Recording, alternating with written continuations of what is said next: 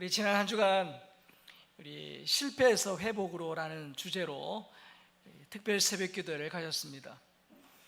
그 시간에 우리 5명의 성경 인물을 통해서 그들의 실패가 인생의 거침돌이 아니라 디딤돌이 되었다라는 사실을 우리 살펴보았습니다. 야곱은 평생 자기 힘으로, 자기 능력으로 문제를 해결하려고 애를 썼습니다. 그러나 야복강에서 자기가 어떻게 할 수 없는 그 야복강에서 하나님을 만나고 이제 자기 힘을 빼고 하나님을 의지하기 시작했어요. 하나님은 그의 이름을 야곱에서 이스라엘로 그렇게 바꾸어 주시면서 새로운 인생을 시작하게 하셨죠. 이건 다윗은 이 밧세바와 간음하고 충성스러운 그 부하인 우리아를 사지로 내몰아 죽이는 큰 죄를 범했습니다. 그러나 나단 선지자의 책망 앞에서 자신의 어떤 왕이라는 체면을 내려놓고 자신의 죄를 인정하고 진심으로 회개하면서 하나님께 다시금 하나님과의 관계를 회복했습니다. 요나는 니느웨로 가라는 분명한 하나님의 그 명령이 있음에도 불구하고 자기 생각으로 또 그 하나님의 명령을 피해서 다시스로 도망했습니다. 하나님은 그를 끝까지 추적하셔 큰 물고기를 보내야 그 물고기 뱃속에서 하나님께 회개하고, 하나님은 회개한 그에게 두 번째 말씀하시고 그를 다시금 니느웨로 보내시죠.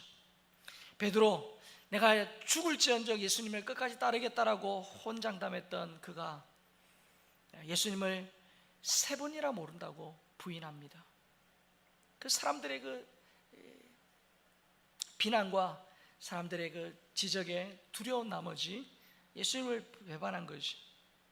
그러나 부활하신 예수님 다시 그를 찾아오시, 그리고 네가 나를 사랑하느냐 그렇게 3번 물으시면서 다시금 내 양을 먹이라, 내 양을 치라면서 사명을 맡기셨죠. 마가는 선교여행 중간에 집으로 돌아가 버리는, 그래서 이 사도 바울의 신뢰를 잃어버립니다. 그러나 그 실패에 머물러 있지 않고 다시금 하나님 그를 회복시키시죠. 그리고 나중에 훗날 바울의 입에서 그는 내게 유익한 자다라는 그런 고백을 들을 정도로 귀한 동력자로 세움을 받아요. 하나님은 그 누구도 실패한 모습 그대로 두지 않으세요.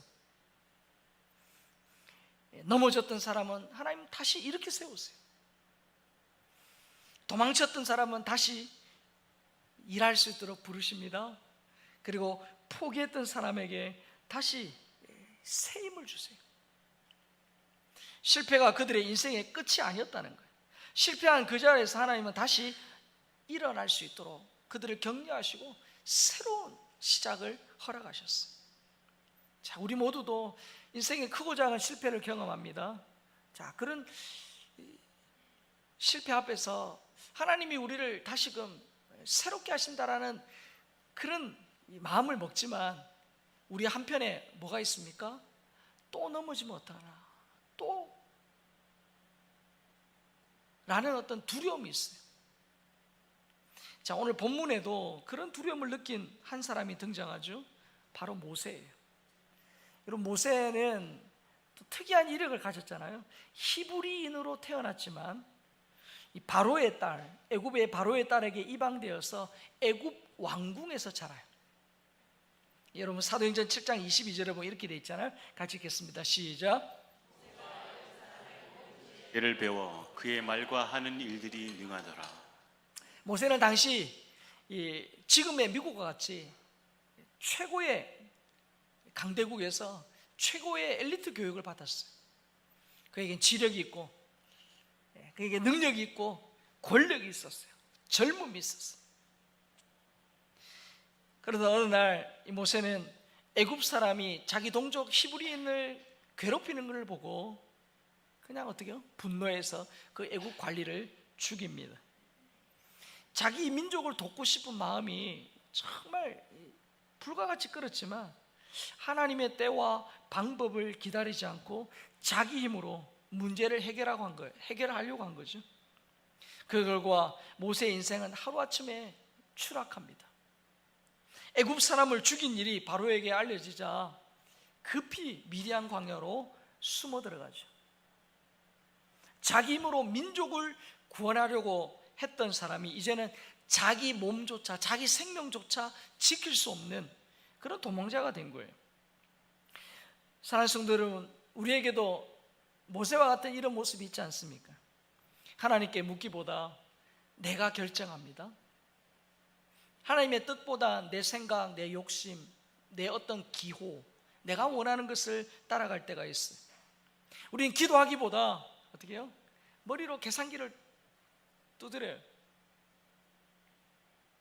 하나님의 때를 기다리기보다 내 경험과 방법으로 해결하려고 해요. 근데 일이 잘 될 때는 이런 내 모습조차 잘 몰라요. 잘못된 줄 모릅니다. 그러나 내 힘으로 해결할 수 없는 인생의 막다른 골목에 도달합니다. 또 내가 믿었던 그 어떤 것이 통하지 않을 때 비로소 깨닫게 돼요. 아, 내 힘으로 안 되는 게 있구나. 내 능력밖에 문제구나. 여러분, 모세에게 이 미디안 광야는 바로 그런 것을 배우는 자리였어요. 그 미디안 광야, 왕궁에서 쌓은 지식, 젊음의 열정도 다 내려놓아야 했어요. 자, 오늘 본문 1절을 읽을까요? 자, 시작. 그의 장인 미디안 제사장 이드로의 양떼를 치더니 그 떼를 광야 서쪽으로 인도하여 하나님의 산 호렙에 이르매. 한때 애굽 왕궁에서 모든 것들을 누렸던 모세가 지금은 누구 양 치고 있어요? 자기 양도 아니에요. 장인의 양떼를 치는 거예요. 그런 세월이 40년입니다. 어느덧 모세의 나이가 80이 됐죠. 이제 젊은 날의 그 열정 다 사그러졌어요. 자기 민족을 위해 무언가 해보겠다는 그 젊은 날의 꿈, 그것도 희미해졌어요. 어쩌면 모세는 자신의 인생이 이 광야에서 끝날 것이다라고 생각했을 수도 있습니다. 자, 그런데 놀랍게도 모세가 끝이라고 생각한 그 자리에서 하나님은 새로운 일을 시작하시죠. 여러분, 모세에게 광야는 실패한 자리였지만 하나님께는 새로운 시작의 자리예요. 자, 2절을 볼까요? 시작. 여호와의 사자가 떨기나무 가운데로부터 나오는 불꽃 안에서 그에게 나타나시니라. 그가 보니 떨기나무에 불이 붙었으나 그 떨기나무가 사라지지 아니하는지라. 여러분, 그날은 어떤 특별한 날이 아니에요. 평소처럼 양떼 몰고 광야를 지나는 날이에요. 그리고 실제로 그 건조한 사막 땅에 돌과 돌이 부딪히면서 떨기나무에 불이 붙는 일이 있어요. 그런데 그 떨기나무가 사라지지 않는다. 뭘 의미합니까? 하나님이 그 평범한 일상 속에 지금 모세를 찾아오신 거예요. 그리고 떨기나무의 불꽃 가운데서 모세를 부르십니다. 4절입니다. 여호와께서 그가 보려고 돌이켜 오는 것을 보신지라. 하나님이 떨기나무 가운데서 그를 불러 이르시되 모세야 모세야 하시매 그가 이르되 내가 여기 있나이다. 모세야 모세야, 이름을 2번 연거푸 부르세요. 모세는 40년 동안 광야에서 이름 없는 목자로 살았어요. 홀로 있을 때, 여러분, 사람들 속에 살아야 이름이라도 불려지죠. 홀로 양떼를 치는 이름 잊힌 목자로 살아가요. 하지만 하나님은 그를 잊지 않으셨어요. 사람들의 기억 속에서는 살았을지 모르지만 하나님의 기억에서는 사라지지 않았어요. 여러분, 여기서 모세가 하나님을 찾아간 게 아닙니다. 하나님이 먼저 모세를 찾아오셨어요. 이것이 은혜예요. 그런데 하나님 모세를 부르신 후에 곧바로 애굽으로 보내지 않으세요. 먼저 이렇게 말씀하세요. 5절을 같이 읽겠습니다. 시작. 하나님이 이르시되 이리로 가까이 오지 말라. 내가 선 곳은 거룩한 땅이니 내 발에서 신을 벗으라. 내 발에서 신을 벗으라. 여러분, 신을 벗으라는 이유가 뭡니까? 여러분, 그 땅 자체가 거룩하기 때문이 아니에요. 거룩하신 하나님께서 지금 그곳에 임재하셨기 때문이죠. 여러분, 이것은 모세에게 매우 중요한 순서를 보여줘요. 하나님 모세에게 먼저 일을 맡기기 전에 먼저 하나님 앞에 설 것을 요구하세요. 다시 시작하기 위해 가장 먼저 필요한 것은 뭡니까? 자기의 어떤 계획이나 어떤 방법이 아니었어요. 하나님이 누구신지 바로 깨닫고 그 앞에 서는 거예요. 그 앞에 겸손히 서는 거예요. 여러분, 다 운전하시면서 이렇게 초행길을 갈 때가 있습니다. 요즘이야 워낙 내비게이션이 좋으니까 우리나라 내비게이션 얼마 주는지 몰라요. 조금만 벗어나면 너 지금 잘못 가고 있어, 너 지금 똑바로 정신 차려 그러잖아요. 여러분, 인터넷 내비게이션 없을 때 이정표만 보고 낯선 곳을 간다고 생각해 보십시오. 한참을 갔는데 보니까 잘못 가고 있어요. 그러면 그거 어떻게 해야 돼요? 계속 갑니까? 아마 끝까지 가보자 그럼 갑니까? 당장 어떻게 해요? 멈추고 방향을 바꿔야 돼요. 잘못되었다라고 할 때, 잘못됐다는 걸 인식했을 때 어떻게 해요? 더 세게 가면 안 돼요. 그래서 여러분, 속도보다 방향이 중요하다 그런 말 하잖아요. 여러분, 실패했을 때 중요한 게 뭡니까? 얼마나 빨리 가느냐가 아니에요. 누구를 바라보고 어느 방향으로 가느냐 점검해야 돼요. 그리고 바른 방향으로 달려가야겠지. 여러분, 실패라고 생각했던 것이 전혀 다른 기회가 되는 경우가 있어요. 자, 여러분 자주 쓰시는 게 있어요. 이거 여러분 뭔지 아세요? 예? 나는 한 번도 안 써본 건데 처음 보는데 그런 분 없을 텐데, 이런 포스트잇이에요. 여러분, 이 포스트잇 이렇게 뗐다가 이렇게 붙였다가 이렇게 또 떼고 붙였다 떼고 하기 편해요. 여러분, 이 포스트잇을 이 실패의 결과물이에요. 3M의 연구원이었던 스펜서 실버가 정말 강력한 접착제를 개발하려고 애를 썼어요. 그런데 결과는 어떻습니까? 접착력이 약한 물질을 개발을 한 거예요. 그러니까 원래의 어떤 개발 목표를 달성하지 못한 거예요. 자, 그런데 몇 년이 흐른 이후에 동료 연구원이었던 아트 프라이어가 자기 찬송가에 이렇게 끼워둔 종이 표시가 자꾸 빠지는 거예요. 자꾸 떨어지니까 불편하잖아요. 그래서 이걸 어떻게 해결할까 하다가 몇 년 전에 개발했던 동료 연구원이었던 실버가 개발했던 이걸 생각해낸 거예요. 그래서 종이에 붙어 있으면서도 뗄 때에 흔적이 남지 않으면서도 붙어 있는, 그는 책갈피로 쓸 수 있겠다라고 생각을 한 거예요. 여러분, 그 순간 잘 붙지 않는다라는 그 단점이 붙였다 떼었다 할 수 있는 장점으로 바뀐 거예요. 그래서 여러분, 그렇게 발명된 것이 우리 나온 게 이게 포스트잇이에요. 어떻게 보면 실패의 산물이에요. 그러니까 그 실패가 오히려 새로운 시작의 계기가 된 거예요. 여러분, 우리 인생도 마찬가지예요. 우리도 실패합니다. 넘어집니다. 죄 짓습니다. 근데 그 상황에서 우리 쉽게 이렇게 생각하고 말하죠. 이제 끝났다, 안 된다. 그러나 우리가 끝이라고 생각하는 자리에서도 하나님은 새로운 일을 시작하셔요. 포스트잇이 실패처럼 보였지만 새로운 가능성을 발견한 것처럼 하나님, 우리가 실패라고 생각하는 자리에서도 새로운 시작을 하시는 분임을 믿습니다. 그런 분이 있어요. 자, 이제 하나님께서 모세를 찾아오신 이유를 7절에서 말씀해요. 자, 7절 읽겠습니다. 시작. 여호와께서 이르시되 내가 애굽에 있는 내 백성의 고통을 분명히 보고 그들이 그들의 감독자로 말미암아 부르짖음을 듣고 그 근심을 알고. 자, 여러분 이 말씀 잘 보세요. 여기 보면 하나님의 마음이 잘 드러나요.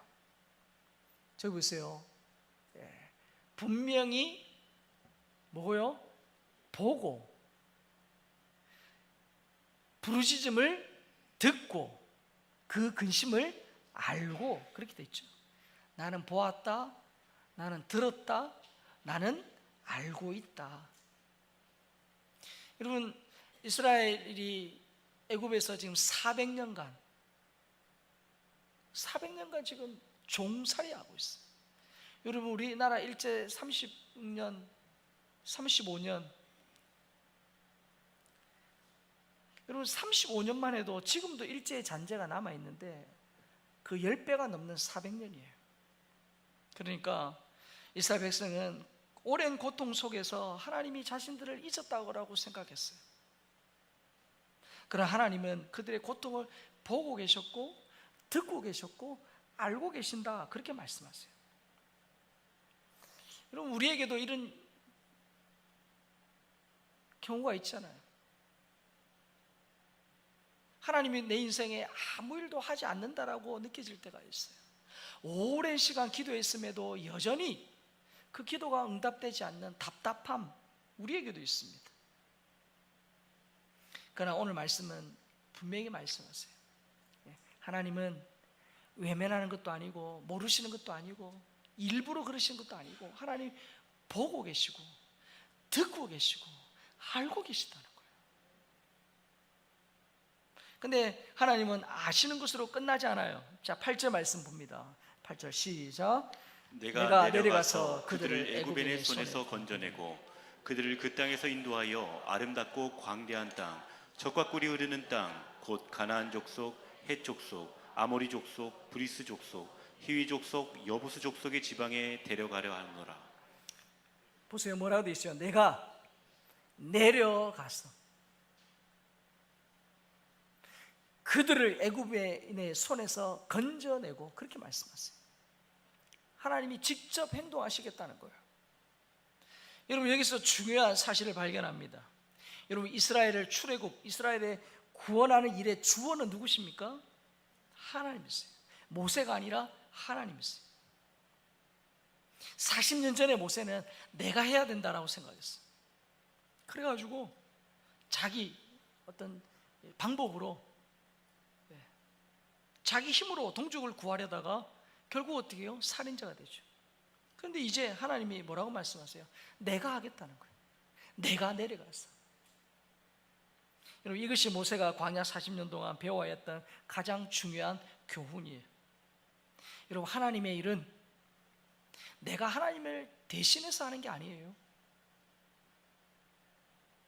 하나님이 하시는 일에 내가 순종하여 참여하는 것이고, 하나님이 하시는 그 일에 내가 하나님이 나를 동력자로 불러주심에 감사하며 반응하는 거예요.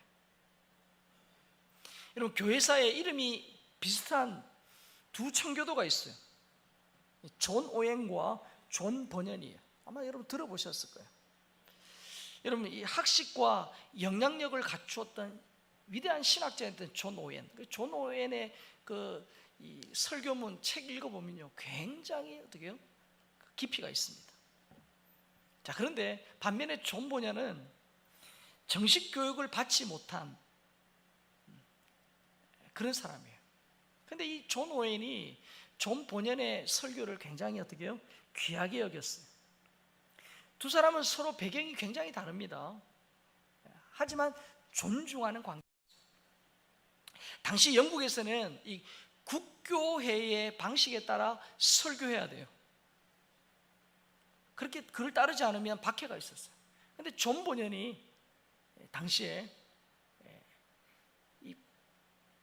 그런 어떤 국교회의 방침을 따르지 않고 설교하기 때문에 이 오랜 세월 감옥에 갇히게 돼요. 감옥에 있는 존 버년을 위해서 뭐 아내나 가족들이 얼마나 또 구명운동을 했겠어요. 더불어서 존 오웬도 자신이 가지고 있는 어떤 이 영향력과 인맥을 동원해서 번연을 돕고자 했어요.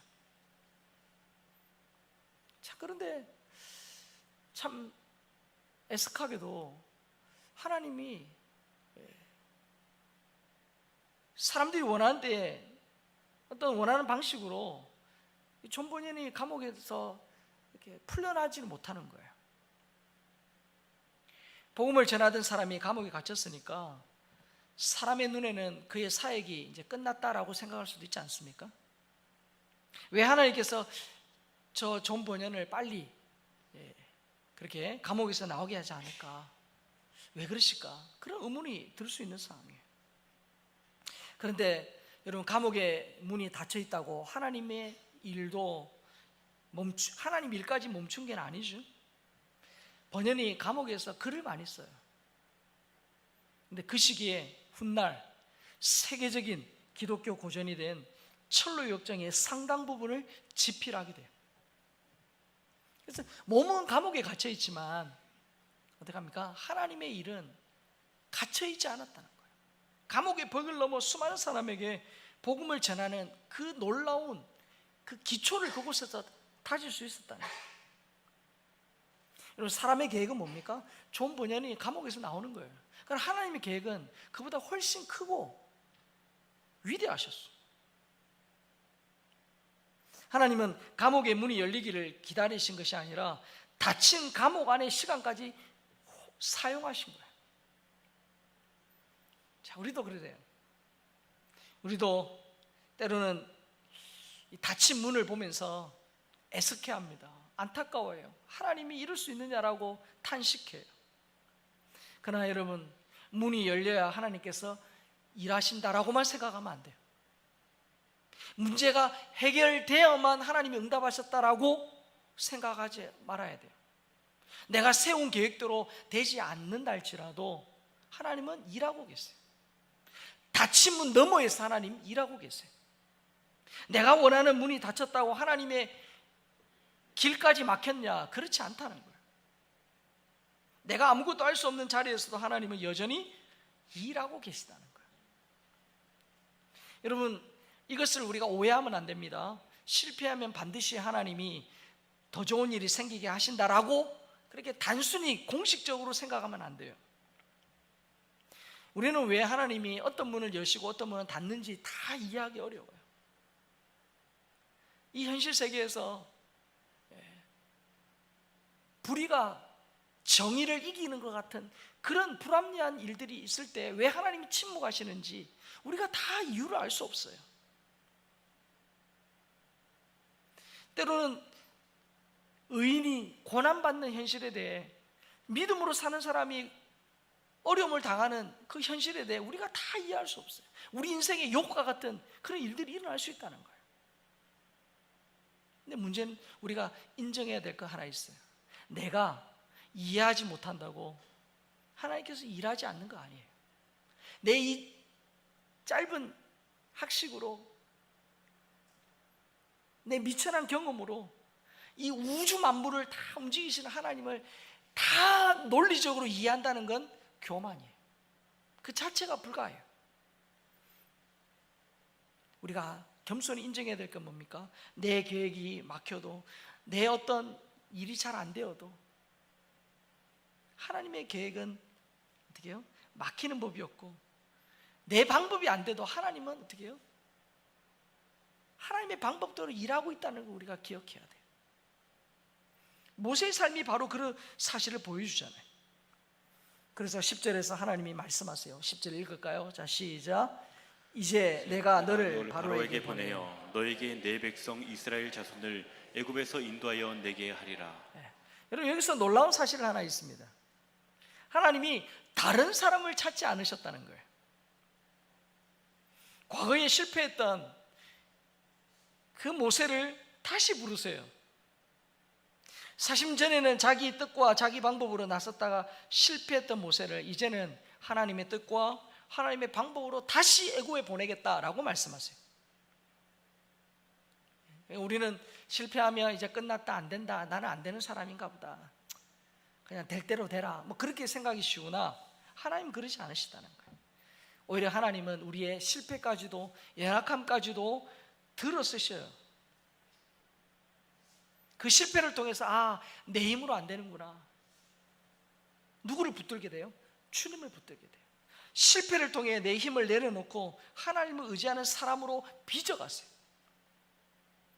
그래서 실패는 언제나 인생의 끝을 의미하지 않는다는 걸 우리가 기억해야 해요. 오히려 내가 주인이었던 삶에서 하나님을 주인으로 모시는 새로운 삶을 실패를 통해 경험합니다.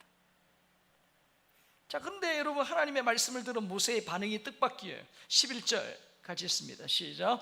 모세가 하나님께 아뢰되 내가 누구이기에 바로에게 가며 이스라엘 자손을 애굽에서 인도하여 내리이까. 뭐라고 말하면, 내가 누군데, 제가 누군데 그 일을 합니까? 여러분, 40년 전의 모세의 모습과는 전혀 다르죠. 40년 전에는 어떻게 해요? 젊었고 능력도 있고 힘도 있으니까 자기가 하려고 했어. 그러나 광야에서 40년을 보낸 모세, 어떻게 보면 자신의 한계를 뼈저리 경험했어요. 그래서 묻는 거예요. 내가 누구인 건데 그 어마어마한 일을 할 수 있습니까? 자, 근데 그때 하나님이 모세를 향해서, 야, 너 예전에 그 패기, 열정 어디 간 거야? 자신감을 가져. 너 할 수 있어. 따라해. 할 수 있다. 할 수 있다. 할 수 있다. 네 인생에 아직 무한한 가능성이 있다. 그렇게 말씀하지 않으셨어요. 뭐라고 말씀하세요? 12절 크게 읽습니다. 시작. 하나님이 이르시되 내가 반드시 너와 함께 있으리라. 내가 그 백성을 애굽에서 인도하여 낸 후에 너희가 이 산에서 하나님을 섬기리니 이것이 내가 너를 보낸 증거니라. 모세가 묻습니다. 하나님, 내가 누군데 그 일 합니까? 하나님이 네가 이런 사람이고 이러하다 그렇게 말씀한 게 아니고요. 뭐라고 말씀해요? 내가 반드시 너와 함께 있으리라. 내가 너와 함께 하겠다는 거예요. 왜입니까? 모세가 누구인가 보다, 내가 누구인가 보다 더 중요한 게 뭡니까? 누가 모세와 함께 하시냐는 거예요. 40년의 모세의 능력이 있었지만 그때는 하나님의 때와 방법을 기다리지 않았어요. 자, 이제는 그 예전의 젊음, 어떤 권력, 힘 없어요. 그러나 이번엔 누가 함께 하세요? 하나님이 함께 하신다. 하나님이 함께 하신다. 그래서 여러분, 이스라엘을 구원하는 것은 모세의 능력이 아니라 모세와 함께 하신 하나님의 능력이에요. 우리도 다르지 않아요. 우리도 실패한 뒤에 자신을 바라보면 이런 생각이 들어요. 나는 안 되는구나. 그래, 내가 별 수 없지. 하나님, 나 같은 이런 사람을 쓰시겠나, 그런 생각이 들 수 있어요. 그런데 하나님은 우리의 어떤 부족함을 반박하지 않으시고 뭐라고 말씀하세요? 이 말이에요. 따라합시다. 내가 반드시 너와 함께 있으리라. 여러분, 이게 저와 여러분에게 주시는 하나님의 응답이에요. 내가 반드시 너와 함께 있으리라. 여러분, 우리가 다시 시작할 수 있는 이유는 뭡니까? 내가 강함이 아니에요. 내가 강해서가 아니에요. 내게 어떤 능력이 있어서가 아니에요. 다시 실패하지 않을 자신이 있기 때문이 아니에요. 뭡니까? 하나님이 함께 하시기 때문이에요. 하나님이 함께 하시기 때문에. 사랑하는 성도들 가운데도 지금의 인생이 광야 같아, 내 인생이 광야 같다, 마치 사람 살 수 없는 광야에 홀로 떨어져 있는 것 같은 답답함, 적막함, 외로움을 느끼는 분이 있으신가요?